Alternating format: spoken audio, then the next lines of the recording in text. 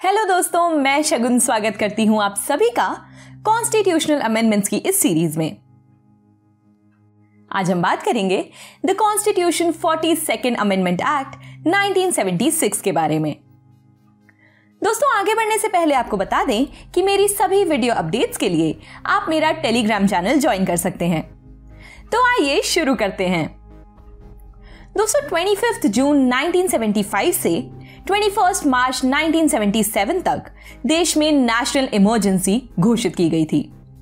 उस समय इंदिरा गांधी देश की प्राइम मिनिस्टर थी और उसी दौरान इंडियन नेशनल कांग्रेस द्वारा हमारे संविधान में 42nd अमेंडमेंट एक्ट किया गया। इस अमेंडमेंट को officially the constitution 42nd amendment act 1976 के नाम से जाना जाता है। यह एक बहुत ही बड़ा अमेंडमेंट था जिसके थ्रू कॉन्स्टिट्यूशन में सबसे कॉम्प्रिहेंसिव बदलाव लाए गए। इसने प्रीएम्बल सहित कॉन्स्टिट्यूशन के ऑलमोस्ट सभी पार्ट्स को अमेंड किया और कुछ नए आर्टिकल्स और सेक्शंस को इंसर्ट भी किया और इसीलिए इसे मिनी कॉन्स्टिट्यूशन भी कहा जाता है। यह कॉन्स्टिट्यूशन ऑफ इंदिरा के नाम से भी जाना जाता है। 42nd अमेंडमेंट इंडियन हिस्ट्री का सबसे कंट्रोवर्शियल अमेंडमेंट माना जाता है। इस दौरान लगभग 2/3 कॉन्स्टिट्यूशन अमेंड हुआ, लेकिन बाद में 43rd और 44th अमेंडमेंट के थ्रू लगभग 50% अमेंडमेंट्स को वापस रिस्टोर कर दिया गया। इनमें से कुछ इंपॉर्टेंट चेंजेस को हम यहां डिस्कस करेंगे।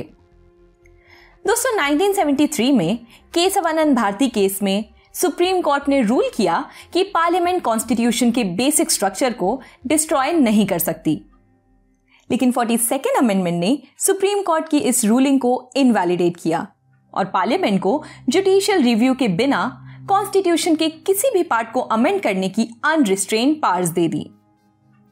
दोस्तों, देखा जाए तो इस अमेंडमेंट ने सुप्रीम कोर्ट की कई पावर्स को छीन लिया और पॉलिटिकल सिस्टम को पार्लियामेंट्री सोवरेनिटी की ओर ले गए।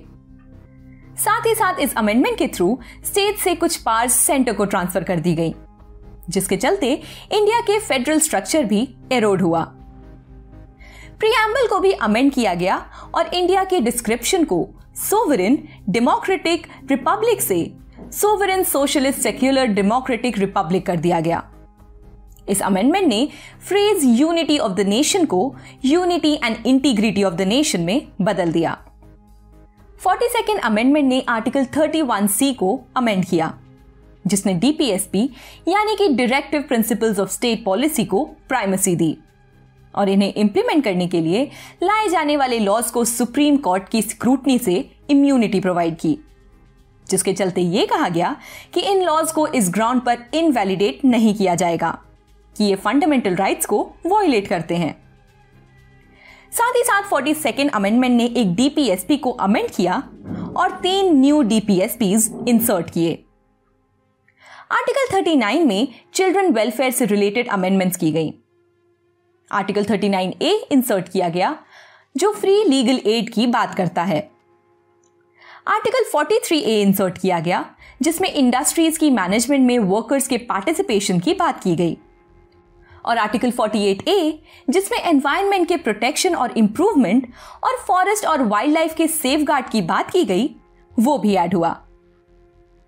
स्वरण सिंह कमेटी की रिकमेंडेशन पर कॉन्स्टिट्यूशन में आर्टिकल 51A इंसर्ट किया गया, जिसमें इंडियन सिटीजन्स की 10 फंडामेंटल ड्यूटीज को डिस्क्राइब किया गया। बाद में 86th अमेंडमेंट के थ्रू 11th फंडामेंटल ड्यूटी भी ऐड हुई।